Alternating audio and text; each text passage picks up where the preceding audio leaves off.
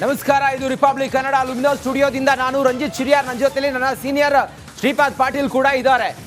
ರೇಣುಕಾಸ್ವಾಮಿ ಕೊಲೆ ಪ್ರಕರಣ, ಚಿತ್ರದುರ್ಗದ ಕಿಡ್ನಾಪ್, ಆ ನಂತರ ಪಟ್ಟಣಗೆರೆಯ ಆ ಶೆಡ್ನಲ್ಲಿ ಕೊಲೆ ಆದ ನಂತರ 19 ಜನ ಆರೋಪಿಗಳ ಅರೆಸ್ಟ್. ಏನಾಯ್ತು? ಯಾರನ್ನ ಎಲ್ಲಿಂದ ಕರ್ಕೊಂಡು ಬಂದ್ರು?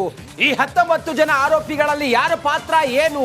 ಅದೆಲ್ಲದರ ಇಂಚಿಂಚು ಮಾಹಿತಿಯನ್ನ ರಿಪಬ್ಲಿಕ್ ಕನ್ನಡ ನಿಮ್ಮ ಮುಂದೆ ಎಕ್ಸ್ಪೋಸ್ ಮಾಡ್ತಾ ಇದೆ. ಪೊಲೀಸರು ಸಲ್ಲಿಸಿರುವಂತಹ ರಿಮ್ಯಾಂಡ್ ಅಪ್ಲಿಕೇಶನ್ ನ ಎಕ್ಸ್ಕ್ಲೂಸಿವ್ ಮಾಹಿತಿ ರಿಪಬ್ಲಿಕ್ ಕನ್ನಡಕ್ಕೆ ಮಾತ್ರ ಲಭ್ಯ ಆಗಿದೆ. ದರ್ಶನ್ ವಿರುದ್ಧ ಕೊಲೆ ಪ್ರಕರಣದ ಆರೋಪ, ರೇಣುಕಾಸ್ವಾಮಿಯನ್ನ ಕೊಲೆ ಮಾಡಿರುವಂತಹ ಪ್ರಕರಣ, ಇಡೀ ಪ್ರಕರಣ ಹೇಗಾಯ್ತು, ಯಾರು ಏನು ಮಾಡಿದ್ರು, ಇದು ಊಹಾಪೋಹ ಅಂದಾಜಿನ ಸುದ್ದಿ ಅಲ್ಲ. ಬೇರೆ ಯಾವ ಚಾನೆಲ್ಗಳಲ್ಲೂ ಕೊಡದ ಪಕ್ಕಾ ಸುದ್ದಿ. ಬೆಚ್ಚಿ ಬೀಳಿಸುತ್ತೆ ಪೋರ್ಕೆ ಗ್ಯಾಂಗ್ನ ಕೆಡಿ ಗ್ಯಾಂಗ್ನ ಡೆವಿಲ್ ಸ್ಕೆಚ್.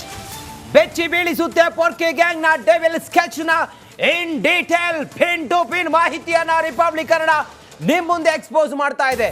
ಇಡೀ ಪ್ರಕರಣದಲ್ಲಿ ಯಾರ ಪಾತ್ರ ಏನು, ಈ 19 ಜನ ಆರೋಪಿಗಳು ಹೇಗೆ ರೇಣುಕಾಸ್ವಾಮಿಯನ್ನ ಚಿತ್ರದುರ್ಗದಿಂದ ಸಂಚು ಮಾಡಿ ಕರೆದುಕೊಂಡು ಬಂದ್ರು, ಆ ನಂತರ ಆ ಸೀಸಿಂಗ್ ಶೆಡ್ ನಲ್ಲಿ ಆತನ ಮೇಲೆ ಹಲ್ಲೆ ಮಾಡಿದ್ರು, ಯಾವ್ಯಾವ ವಸ್ತುಗಳಿಂದ ಹಲ್ಲೆ ಮಾಡಿದ್ರು, ರೇಣುಕಾಸ್ವಾಮಿಗೆ ಎಲ್ಲಿ ಇಂಜುರಿ ಆಗಿತ್ತು, ಅದಾದ ನಂತರ ರೇಣುಕಾಸ್ವಾಮಿಯ ಮೃತದೇಹವನ್ನ ಸುಮನಹಳ್ಳಿಯ ಆ ಮೋರಿಗೆ ತೆಗೆದು ಎಸೆದು ಹಾಕಿದ್ದು ಎಲ್ಲವೂ ಕೂಡ ಪಕ್ಕಾ ಮಾಹಿತಿ.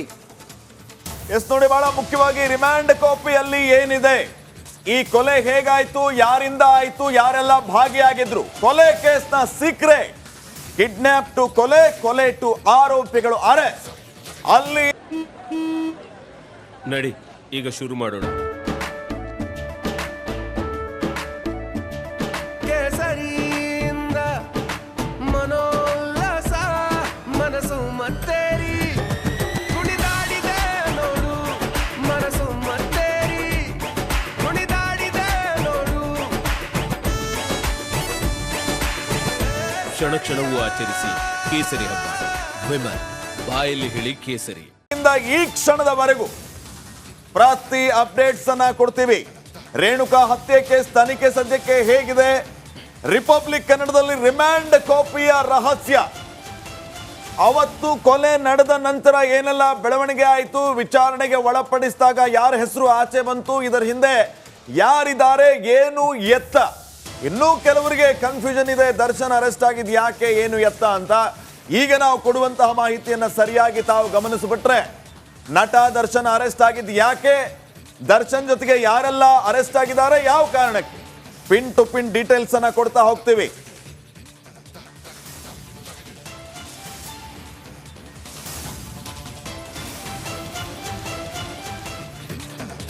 ರೇಣುಕಾಸ್ವಾಮಿಯನ್ನ ಕೊಲೆ ಮಾಡಿರುವಂತ ಈ ಕೆಡಿ ಗ್ಯಾಂಗ್ ಜೂನ್ 9ನೇ ತಾರೀಕಿನಂದು ಬೆಳಿಗ್ಗೆ ರೇಣುಕಾಸ್ವಾಮಿಯ ಶವ ಪತ್ತೆ ಆಗುತ್ತೆ. 8 ಗಂಟೆ 15 ನಿಮಿಷಕ್ಕೆ ಆ ಸೆಕ್ಯೂರಿಟಿ ಗಾರ್ಡ್ ನೋಡ್ತಾನೆ, ಶವ ಪತ್ತೆ ಆಗುತ್ತೆ. ಸುಮ್ನಹಳ್ಳಿ ಮೋರಿ ಬಳಿ ಶವ ಪತ್ತೆ ಆಗುತ್ತೆ. ರೇಣುಕಾಸ್ವಾಮಿಯನ್ನ ಬರ್ಬರವಾಗಿ ಕೊಲೆ ಮಾಡ್ತಾರೆ, ಚಿತ್ರ ಹಿಂಸೆ ಕೊಟ್ಟು ಕೊಲೆ ಮಾಡ್ತಾರೆ.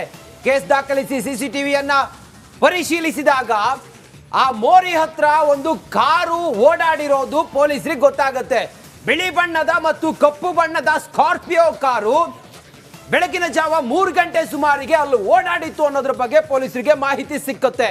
ಸಿಸಿಟಿವಿಯನ್ನ ಆಧರಿಸಿ RR ನಗರದವರೆಗೆ ಹುಡುಕಾಟ ಮಾಡ್ತಾರೆ. ಈ ಕಾರು ಯಾರದ್ದು, ಏನು ಎತ್ತ, ಆ ಕಾರ್ನ ನಂಬರ್ ಪ್ಲೇಟು ಇದೆಲ್ಲವನ್ನು ಕೂಡ ನೋಡಿ. ಜೂನ್ 9ನೇ ತಾರೀಕಿನಂದು ಬೆಳಿಗ್ಗೆ ರೇಣುಕಾಸ್ವಾಮಿಯ ಶವ ಪತ್ತೆ ಆಗುತ್ತೆ. ಶವ ಪತ್ತೆ ಆದಾಗ ಪೊಲೀಸರು ಫುಲ್ ಅಲರ್ಟ್ ಆಗ್ತಾರೆ. ಸಿಸಿಟಿವಿ ಕ್ಯಾಮ್ರಾ ಚೆಕ್ ಮಾಡ್ತಾರೆ. ಮೋರಿ ಬಳಿ, ಸುಮ್ನಹಳ್ಳಿ ಮೋರಿ ಬಳಿ, ಯಾಕಂತ ಹೇಳಿದ್ರೆ ಅಲ್ಲಿ ಆ ಮೋರಿಯಲ್ಲಿ ನೀರು ಯಾವಾಗಲೂ ಹರ್ಕೊಂಡು ಹೋಗ್ತಾ ಇರುತ್ತೆ. ಆ ನಂತರ ಗೊತ್ತಾಗುತ್ತೆ, ಇದು ಸಿಸಿಟಿವಿ ಕ್ಯಾಮ್ರಾ ಪರಿಶೀಲಿಸಿದಾಗ RR ನಗರ ಲಿಂಕ್ ಇರೋದು ಗೊತ್ತಾಗುತ್ತೆ.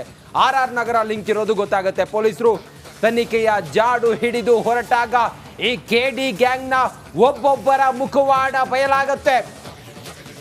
ಯಾರು ಬಂದು ಶರಣಾಗ್ತಾರೆ, ಯಾರು ಸುಪಾರಿ ಕೊಟ್ಟಿದ್ರು, ಯಾರು ಕರ್ಕೊಂಡು ಬಂದಿದ್ರು, ಯಾರು ಎಲ್ಲಿಗೆ ಹೋಗಿದ್ರು, ಯಾರು ಯಾವ ವಾಹನದಲ್ಲಿ ಬಂದ್ರು, ಯಾರು ಡೆಡ್ ಬಾಡಿಯನ್ನ ಸುಮ್ನಹಳ್ಳಿ ಮೋರಿ ಹತ್ರ ಬಿಸಾಡಿದ್ರು, ಅದೆಲ್ಲದರ ಪಕ್ಕಾ ಮಾಹಿತಿಯನ್ನ ರಿಮ್ಯಾಂಡ್ ಅಪ್ಲಿಕೇಶನ್ ಅನ್ನ ಪೊಲೀಸರೇ ಕೋರ್ಟ್ಗೆ ಸಲ್ಲಿಕೆ ಮಾಡಿರುವಂತಹ ಅಥೆಂಟಿಕ್ ರಿಮ್ಯಾಂಡ್ ಅಪ್ಲಿಕೇಶನ್ ಅನ್ನ ನಾವು ನಿಮ್ಮ ಮುಂದೆ ಇವತ್ತು ಎಕ್ಸ್ಪ್ಲೋಸ್ ಮಾಡ್ತಾ ಇದ್ದೀವಿ.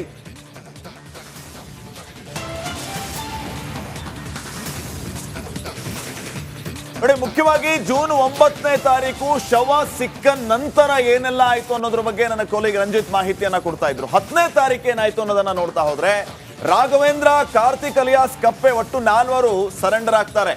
10ನೇ ತಾರೀಕು 4 ಠಾಣೆಗೆ ಬಂದು ಶರಣಾಗ್ತಾರೆ. ನಾವೇ ಮಾಡಿದ್ದು ಸಾರ್ ಈ ಕೊಲೆನ ಅಂತ ಒಪ್ಕೊಳ್ತಾರೆ.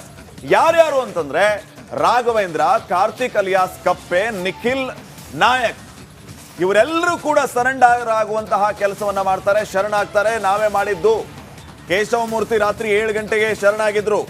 ಸೊ ಟೋಟಲ್ 4 ಜನ ಅವತ್ತು ಸರೆಂಡರ್ ಆಗ್ತಾರೆ. ಕೊಲೆ ನಾವೇ ಮಾಡಿದ್ದು ಅಂತ ಒಪ್ಕೊಳ್ತಾರೆ. ಅದಾದ ನಂತರ ಏನಾಯ್ತು ಅಂತಂದ್ರೆ ತಾವೇ ರೇಣುಕಾ ಸ್ವಾಮಿಯನ್ನ ಕೊಲೆ ಮಾಡಿದ್ದಾಗಿ ಹೇಳಿಕೆಯನ್ನ ಕೊಟ್ಟಿದ್ದಲ್ಲದೆ ವಿಚಾರಣೆಗೆ ಇವರು ಒಳಪಡ್ತಾರೆ, ವಿಚಾರಣೆಯನ್ನ ಎದುರಿಸ್ತಾರೆ. ಆ ರೀತಿ ವಿಚಾರಣೆ ಮಾಡಿದ ಟೈಮ್ನಲ್ಲಿ ಬರುವಂತಹ ಹೆಸರೇ ನಟ ದರ್ಶನ್ ಮತ್ತು ಪವಿತ್ರ ಹೆಸರು. ಇಬ್ಬರ ಹೆಸರು ಬಹಿರಂಗ ಆಗುತ್ತೆ. ಇವರನ್ನ ವಿಚಾರಣೆಗೆ ಒಳಪಡಿಸಿದಾಗ ದರ್ಶನ್ ಹೆಸರು ಹೇಳ್ತಿದ್ದಂತೆ ಯಾವ ರೀತಿ ಕೇಸ್ ಬೇರೆ ತಿರುವನ್ನ ಪಡೆದುಕೊಳ್ಳುತ್ತೆ ತಮಗೆಲ್ಲ ಗೊತ್ತಿರೋದೆ.